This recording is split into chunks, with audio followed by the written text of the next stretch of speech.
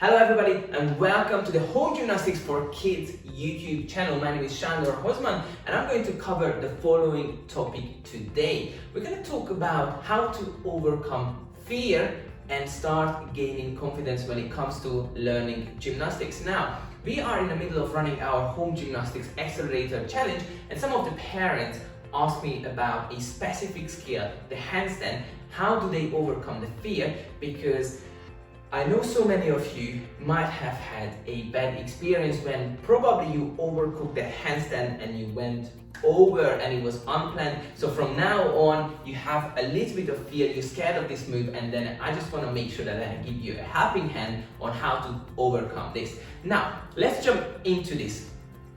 First thing first, it's very common and it's a tricky part when it comes to fear because the brain stores this memory with a lot of emotions, and that's why it feels a bit big and it feels a bit scary to, for example, do another handstand once you had a bad experience. So there's a couple of things I would like to suggest, and first thing first, if it happens, let's say tomorrow or next week, that you have a bad experience with handstand, get up on your feet and do that move again straight away. The longer you leave it, the harder it is going to be to address this and to fix it. Yeah, so that's my number one suggestion.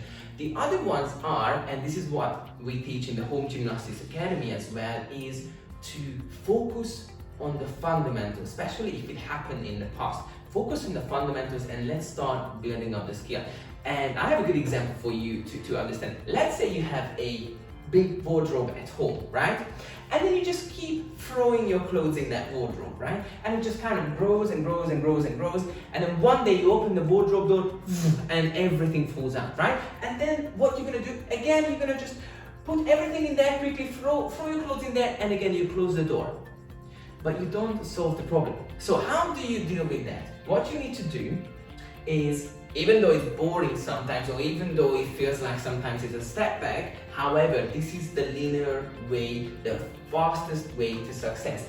You open the door, you take everything out, you fold your clothes one by one, and one by one you put them back in the wardrobe. And I'm sure in that case, everything is going to be fitting there and everything is going to be stable there, right?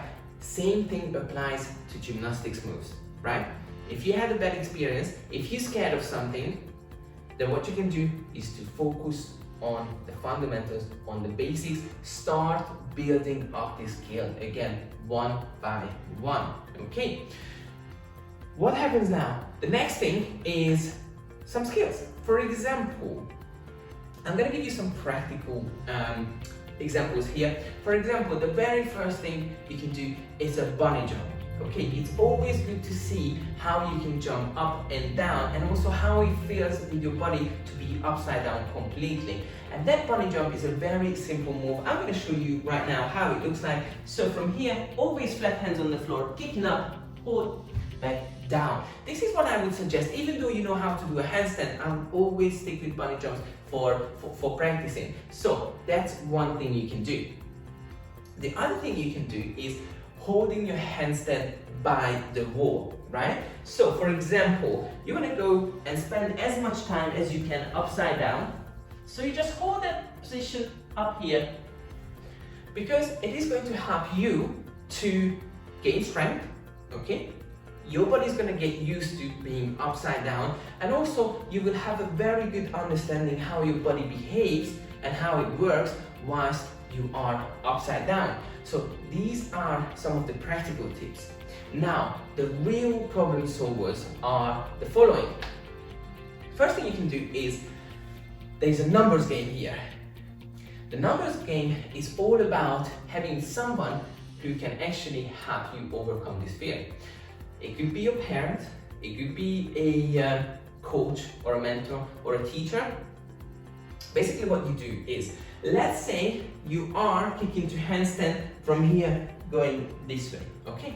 Then I would encourage your parents, for example, to stay on that side, side by side, and then they have one arm out, just like this. And then when you kick to handstand, that arm is there as a safety point. So they're going to make sure that you don't overcook the handstand again, so you don't go over. And then they just stop you there. And this is where you start playing with the numbers. Let's say you kick to handstand 3 times, okay? 3 times you kick to handstand, you never touch their hands, so you are safe, you don't overcook it, so they don't have to catch you. Let's say you've done 3 in a row, that they were good goes. Then you step back, and then this is where they lower their hands. Then you kick up to handstand on number 4 without their help.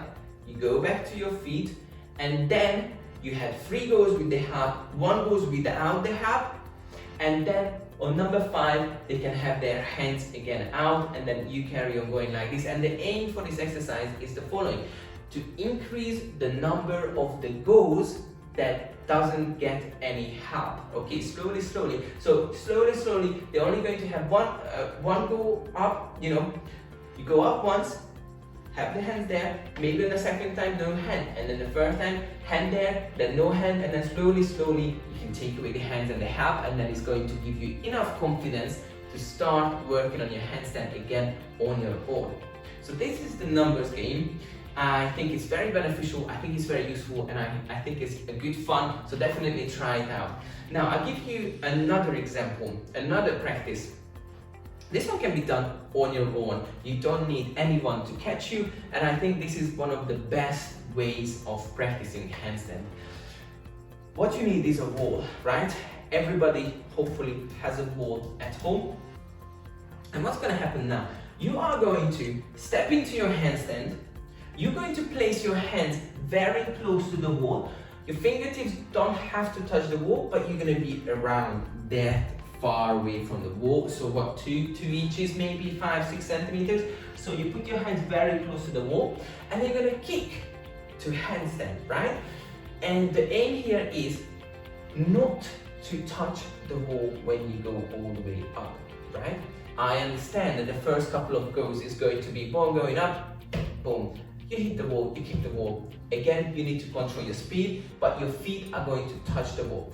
Then you're gonna have a lot of goes where you don't want to touch the wall, therefore you don't kick enough. So what's happening is that you're gonna go back down without actually getting to that handstand shape, which is okay. Give yourself enough time, give yourself enough goes, and allow yourself to start to understand this move and practice enough. So, kicking up without touching the wall, that's the aim. Sometimes you're going to kick the wall, sometimes you're going to come back too early, but that's okay. As long as you are going to receive and you are going to get into the position where you actually don't need the wall anymore. And then slowly, you can step away from the wall and you start practicing this skill without actually using the wall. So I'm going to show you how it looks like. So you're going to go from here, obviously flat hands on the floor, hands close to the wall, hold it, and slowly you'll come down. That's it. You don't have to stay there forever. It's all about that kick, because what normally causes this overcooked handstand when you go to flat back is the amount of kick, the speed of the kick, and most importantly, it is not in control. You don't feel how much you need to kick. That's one of the reasons. It's one of the most common issues in handstand. So this one is an absolutely brilliant exercise. It is going to teach you how much you need to kick by the wall. It is going to give you the confidence, because you will see that sometimes you touch the wall, sometimes you come down too early, but as you practice slowly, you will see that the number of the good goes are going to go up and up and up. And this is what we are looking for in order to start building that confidence, in order to overcome that fear. First thing first, make sure you give yourself enough time. Practice the fundamentals. And also, I give you 2 practical exercises where you can play with these skills and slowly start building up your confidence. Okay, I hope you like this video, guys. I hope you find it useful. Make sure you subscribe to our YouTube channel and make sure you switch on the notification bell if you would like to receive a new video. And also, if you have any issues, any questions regarding any gymnastics skills, drop it in the comments below and I'll be more than happy to make up a video about this topic. Guys, Having said that, thanks very much for watching. It was Shandor from Home Gymnastics for Kids, and I'm gonna see you in the next video.